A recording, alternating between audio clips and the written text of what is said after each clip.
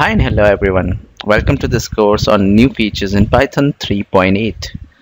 As you all know that 3.8 has recently been released, so I thought of creating a tutorial in which the features or the new features available in 3.8 to be discussed with demo to create an understanding of how these could be useful, and in case if you come across any code that uses one of these features, you will be able to easily recognize it and use it.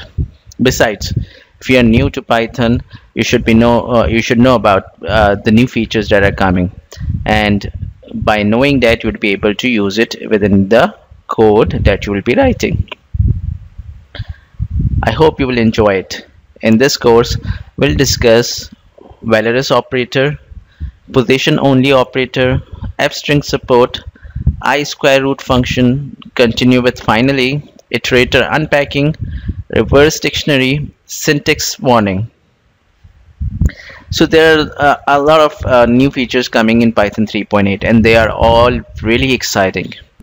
When I give you the demo, you will get to know that how useful these could be and how easy the life it makes when these are actually implemented. So let's start.